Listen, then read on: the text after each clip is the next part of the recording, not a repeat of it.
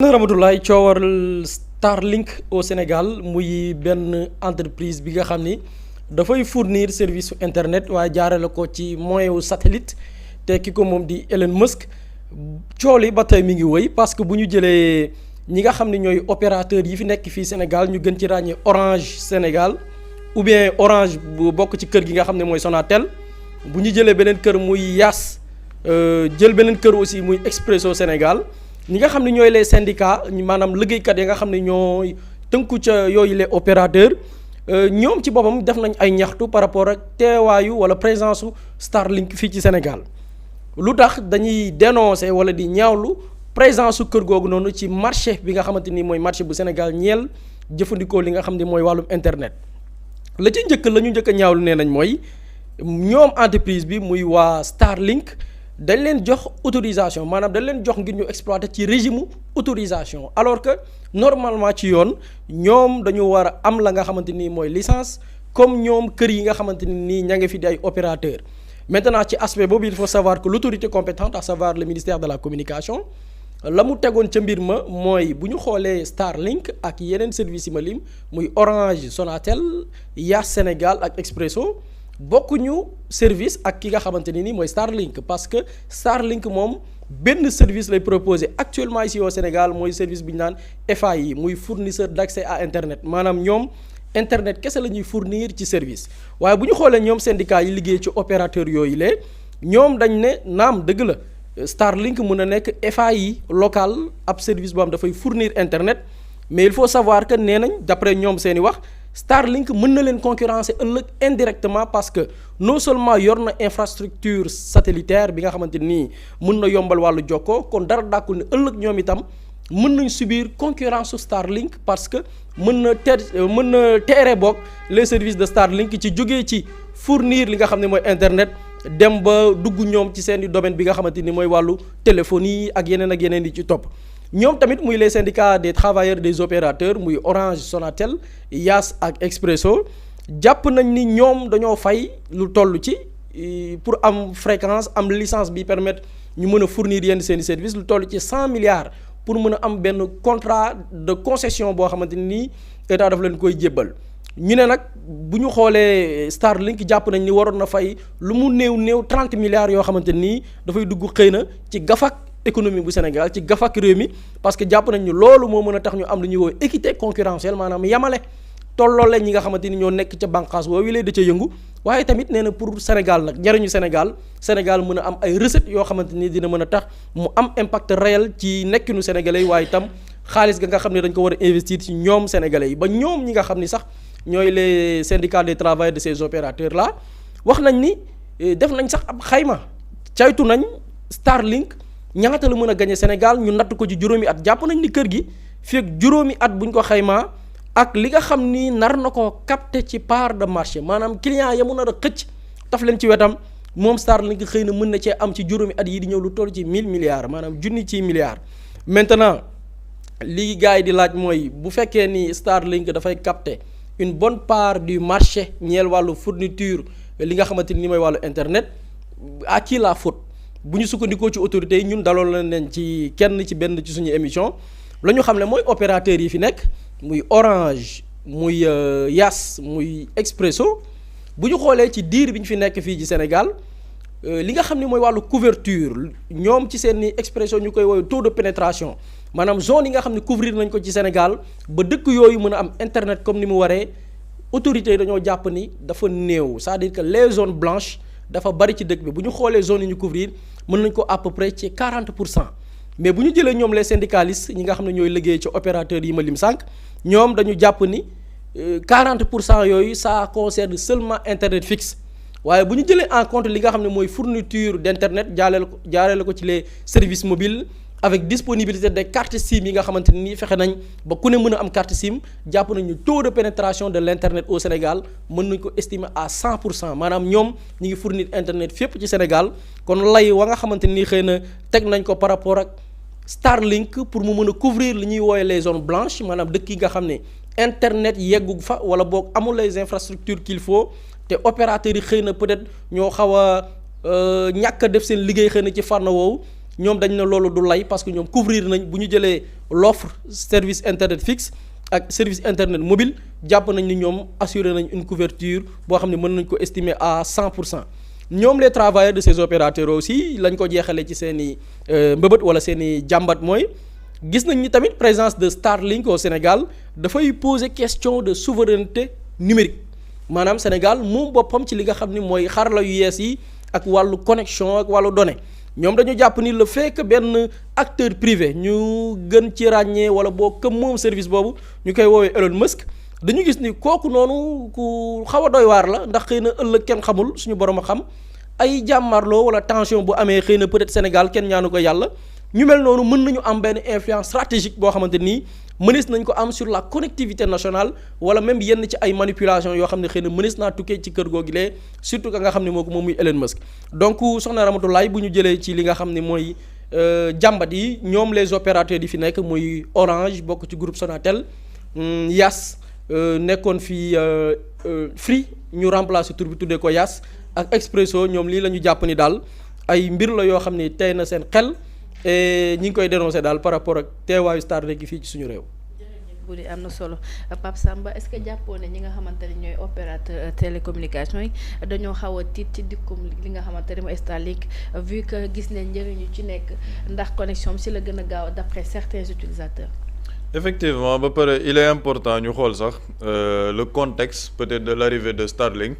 parce que bu ñuy xool vision 2050 bi gars yi dañoo wax lu bëri par rapport ak à la souveraineté numérique par rapport à réduire la fracture numérique bi nga xamante ni ñu ngi koy seetlu au Sénégal fracture numérique mooy maanaam boo ñëwee à Dakar te à Dakar sax y a des problèmes parfois dans des zones de connectivité te affaire réseau yenn saa biir Dakar sax di nga ko am problème mais boo demee dans les milieux ruraux foofu da ngay gis ne am fa internet dafa nekk problème. te je pense que sax ñi nekk ci presse bi di dem couvrir ay événements ñoom mën nañ ci wax lu bëri c'est tout le temps un casse-tête te population yooyu noonu ils n'ont pas accès à l'internet léegi ci vision 2050 bi ñu ne il faut qu'on réduise cette fracture numérique ñu dem vers une souveraineté numérique ba pare accélérer la connectivité dans le pays parce que connectivité boobu ñoom lan la ñu bëgg dañoo bëgg Sénégal nekk un hub numérique comme ni ñu waxee un hub économique un hub par rapport ak yeneen i secteurs Sénégal nekk un hub numérique te bu fekkee da nga bëgg Sénégal nekk un hub numérique nag il va falloir diversifier les offres yi nga xamante ne mu ngi fi d'autant plus qu'on parle de digitalisation de l'administration quand tu veux aller vers la digitalisation de administration bi yamul Sénégal yamul Dakar plutôt administration bi yamul Thiès l'administration elle est présente dans les fins fonds du pays te bu fekkee da nga bëgg def une digitalisation de l'administration sans pour autant régler le problème de la connectivité ci dëkk-dëkkaan yi nga xamante ne dafa sori foofu on aura un réel problème par rapport ak santé bi tamit gis nañ dans le secteur de la santé bëgg nañ ci def ay coppite yoo xamante ni dañuy dem vers un contrôle de santé beaucoup plus digital pour que sénégalais yi di mën a caytu seen santé sans pour autant avoir à se déplacer wala comme li ñu doon wax sànq ci administration mën a am sa extrait de naissance wala yenn papier yoo xamante ne da nga koy soxla ci sa état civil sans pour autant se déplacer loolu nag boo ko bëggee am te fi nga dëkk amul connectivité bu doy loolu day nekk tout un problème pour l'État du Sénégal léegi nag boo xoolee opérateurs yi nga xamante ne ñu ngi fi nekk man je leur accepte leur droit en tant que syndicat ñu ñëw taxaw wax yi nga xamante ne moom moo leen métti maintenant nag les Sénégalais qui sont les consommateurs aussi mën nañ def une analyse lucide par rapport ñoom à seen offre parce que bu ma gisee lu mel ni Orange di casse mais depuis plusieurs années combien de fois les consommateurs au Sénégal casse nañ ci le service internet d'Orange casse nañ ci prix bi nga xamante ne moom la ñuy jëndee internet ci biir réew mi kaas nañ ci par rapport ak offre yi nga xamante ne ñu ngi leen koy jox ni c'est trop cher ak xaalisu sénégalais fu mu toll ci seen poche mais loolu gisuñ ci saafara bu bëri boo xamante ni peut-être réseau boobu indi na ko c'est-à-dire que les prix sont exorbitants sans pour autant assurer la connectivité bi ñu soxla dëggantaan ci biir réew mi donc yooyu noonu yëpp nag bu amee et que l'État du Sénégal a une opportunité parce que man li ma jàpp mooy Starlink bi c'est une opportunité ci li ñuy wax ni yëpp mooy la connectivité parce que bu ñu nee dans les zones blanches ñoom dinañ gën a mën a couvrir foofu noonu yëpp parce que l'accès à internet sera beaucoup plus facile ba pare dinañ mën a couvrir un taux de connectivité beaucoup plus large par rapport ak suñu opérateurs yi fi nekk loolu c'est intéressant pour l'État du Sénégal conformément à la vision 2050 bi nga xam ne dëgmal nañ ko parce que dañoo bëgg jëm ci digitalisation dañoo bëgg dem sax même aspect numérique bi bëgg nañ ko yóbbu sax dans le secteur économique et financier par rapport aux banques yooyu noonu yëpp nag xaalis bu bëri la pour État bu fekkee ne dañ ko war a mettre en place bu ñu amee un opérateur boo xamante ne xëy na mën na leen assurer ce taux de connectivité là l'État gagne mais les consommateurs gagnent parce qu'il y a une concurrence boo xamante ni ku ci nekk di nga xool en fonction de l'offre yow lan moo gën a oyof pour sa poche loolu c'est un premier aspect maintenant deuxième aspect bi par rapport à la sécurité des données effectivement c'est un problème bu fekkee ne gis nañ le profil de la personne bi moom Starlink parce que Elon Musk c'est une personnalité très controversée sur le plan international parce que am na ñu bëri ñoo xamante ni il l'accuse même d'ingérence ndax gisoon naa le ministre des affaires étrangères polonais ne Russie les services secrets russes dañuy utiliser Starlink pour mën a xeex ak Pologne wala pour mën a xeex ak waa Ukraine ci guerre russo-ukraine bi nga xamante ne am na fa donc yooyu noonu yëpp ce sont des faits yoo xamante ne normal na nit ñi di ci questionner wu surtout quand on parle de souveraineté numérique bu ñu ne une souveraineté numérique ñu ne par rapport à la connectivité wala internet beeg yooyu il y a un réseau étranger wala un groupe privé étranger boo xamante ne il y a une possibilité à ce que mu contrôler peut-être ce marché au Sénégal c'est normal que nit ñi am ci ay doutes maintenant foofu nag lenn moom mooy mën a tënk loolu mooy État du Sénégal communiqué par rapport au cadre juridique bi nga xamante ni moom la Starlink di exercer fii ci biir réew mi parce que gis naa ni ñu ne ba ñu ñëwee implanté wu il y a eu la création d'une filiale Starlink Sénégal boo xamante ni day répondre aux dispositions légales et juridiques bi nga xamante ni ci biir réew mi la donc loolu noonu qu'est-ce que ça concerne mooy la préservation de nos données c'est-à-dire que État du Sénégal am un droit de regard par rapport ak suñuy données nan la ñuy transiger suñuy données est-ce que c'est réellement sécurisé au niveau national ba pare mën na am tey ji un droit de regard aussi en cas de litige c'est-à-dire que bu fekkee ni gis nañ il y a des exactions yoo xamante ni gis nañ ni li dëppoowul ak ñoom li ñu bëgg par rapport à la sécurité souveraine sécurité numérique bi ñu bëgg État du Sénégal mën a am des dispositions légales et juridiques boo xamante ne cadre pénal bi ci biir réew mi moom moo ko tënk pour ñoom ñu mën ci jox une suite parce que lenn moom moo ciy nekk moom ci liñ ci war a bàyyi xel mooy il ne faut pas qu'on laisse entrer un groupe privé étranger sans pour autant ñu def des normes juridiques yoo xamante ne moom dafa war a tënku ci loi wu réew mi et foofu nag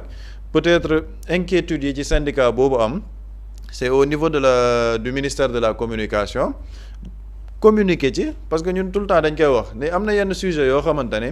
quand ça touche des secteurs aussi importants et que les populations sont en attente de réponse c'est-à-dire que yooyu noonu il faut que ministère bi même si c'est un point de presse même si c'est le directeur de la communication qui est très pédagogue Abibou Dia qui est très pédagogue en matière d'explication yooyu ñu expliquer de manière claire aux Sénégalais quel est l'avantage pour l'État du Sénégal de faire venir Starlink doute yi nga xamante ne am nañ ko par rapport à la souveraineté numérique ci suñuy données nan lañ koy préserver qu'est-ce qui a été prévu par le législateur État du Sénégal nan la ñu sécuriser foofu noonu yëpp comme ça Sénégalais dinañ mën a am une pleine vue de la venue de Starlink mais syndicats yi nag yi ñuy kaas man damaa gëm ni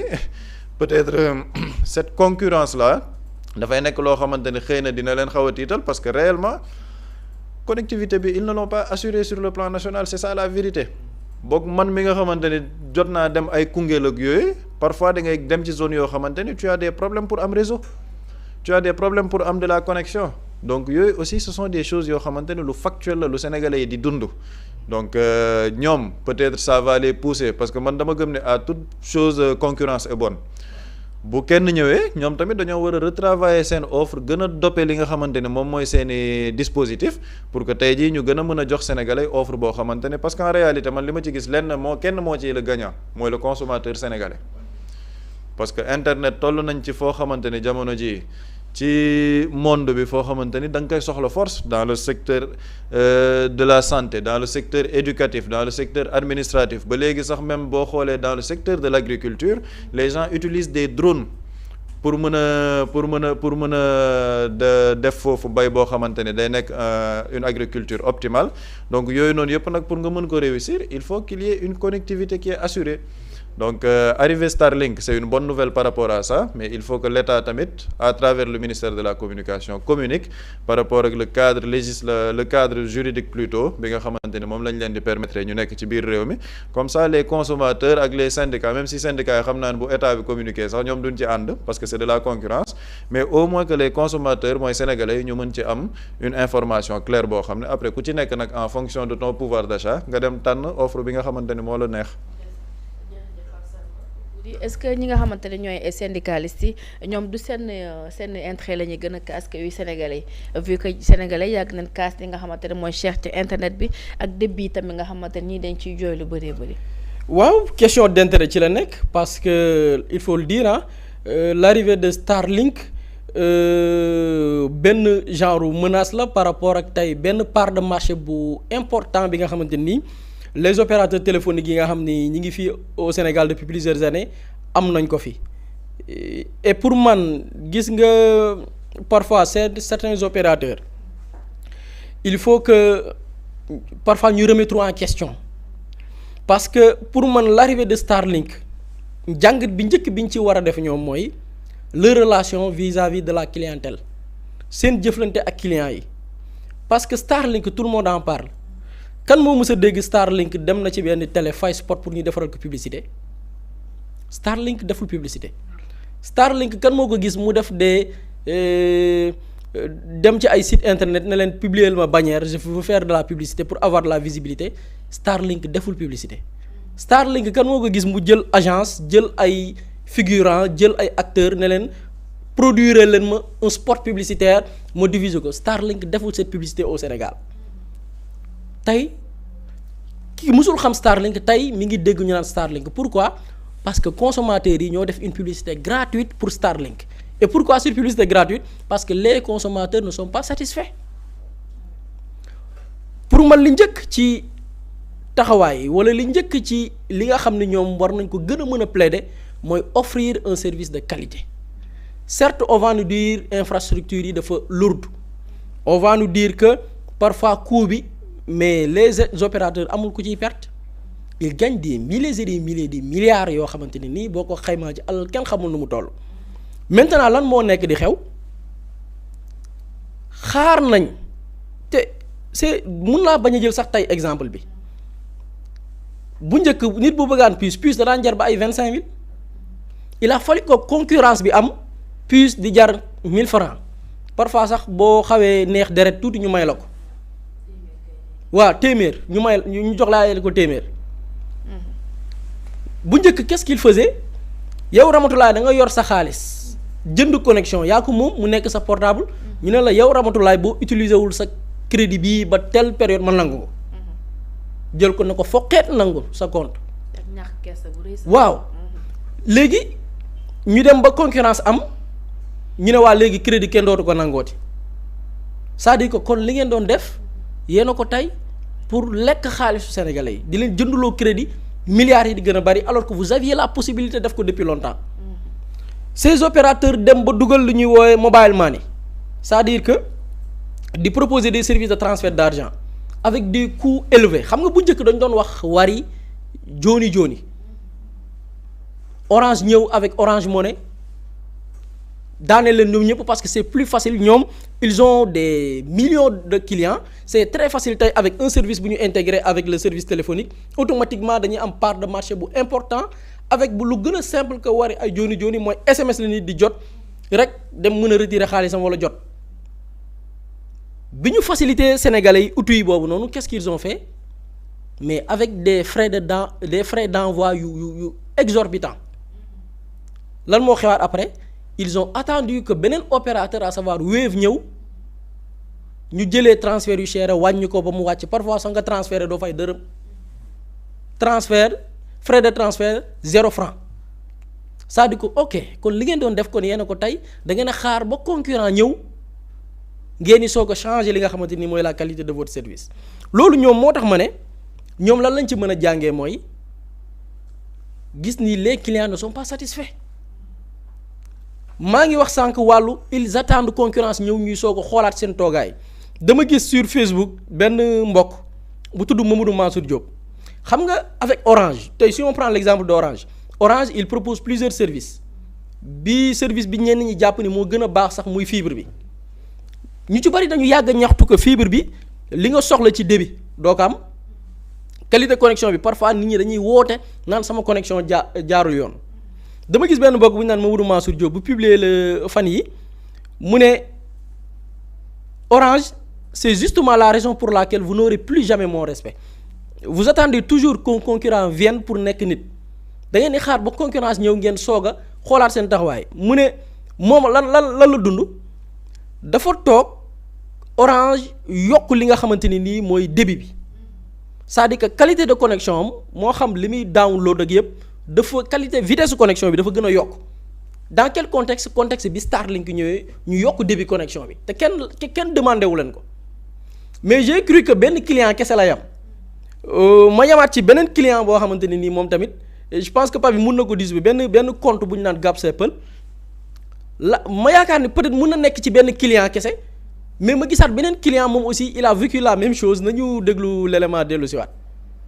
Orange yokk nañ seen débit fibre bi mu nekk lu incroyable lu nekk di xew maa ngi doog a comprendre li ñu naan wujju baax na ci kër personnellement li ma ci jàngee mooy mënoon nañ ko def depuis longtemps lu tax ñu xaar ba maintenant ñu koy doog a proposer dama xëy seetlu que ne sama vitesse de connexion bi dafa yokk jugee ci 100 mégabits ba 300 mégabits par seconde ñu ne déete waay ñu wàccee prix bi de 39 900 à 34 900 francs ci seen i avis personnel est-ce que ajustement yi ñu def mën na tax gars yi génnee seen xel ci Starlink personnellement configuré naa sama Starlink ba pare wax dëgg yàlla vitesse de connexion bi ma ciy am gisaguma ko fenn en attendant képp ku bëgg a commander wifi Starlink mën nga jël sama numéro ci profil bi allez c'était Gap Apple je vous remercie. donc ñoo ko teewlandoo avec l'élément c'est-à-dire que moment bi Starlink ñëwee ku ne yàgg nga gis nit ñi mais gars yi dañuy liggéey ci internet beaucoup de Sénégalais dañuy liggéey ci internet ñu ci bari yàgg a jooy qualité connexion ñu yaakaar ni peut-être défaut problème infrastructure la et tout Starlink ñëw les clients ne seen débit connexion dafa yokk mais à une vitesse extraordinaire. booy télécharger wala ngay exporter mais dafay gaaw ba gaawaay ba kon cela veut dire ok lii kon li ngeen nekkoon yéen a ko tey moo tax ma ne parfois dëgg la parfois le mal c'est les autres mais parfois il faut que ñu remettre en question suñu relation ak clientèle bi nañ koy xool parce que il devait pas attendre concurrence am tey ñuy soog a tey gis ce genre de changement d'un côté yu ci bari on l'accepte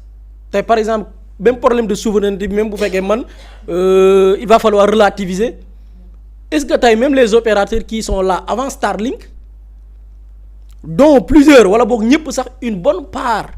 ci société yooyu noonu c'est des étrangers ñoo ko détenir est-ce que on a l'assurance ñun sax suñuy données sont en sécurité avec ces opérateurs yi fi nekk déjà loolu aussi c'est une question on parle de souveraineté numérique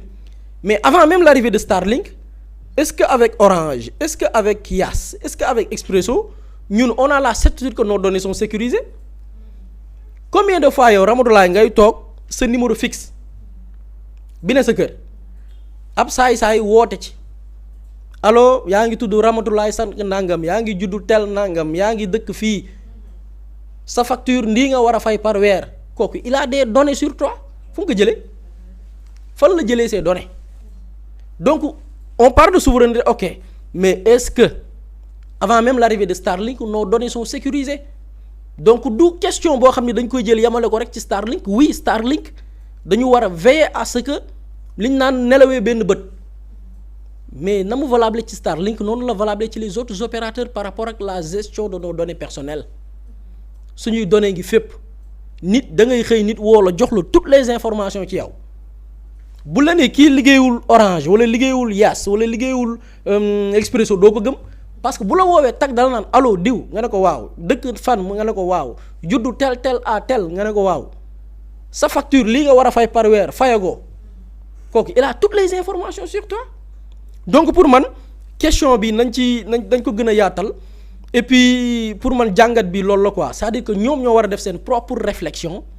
toog xoolaat leur relation avec leur clientèle autocritique dafa baax ci lépp on peut pas comprendre connexion bon dinañu wax ni fële part de marché bi en Europe moo gën a bari en France mais d'autres pays ñu ne la seen connexion moo gën a yomb fii dara mënu ko expliquer alors qu'ils gagnent des milliards et des milliards.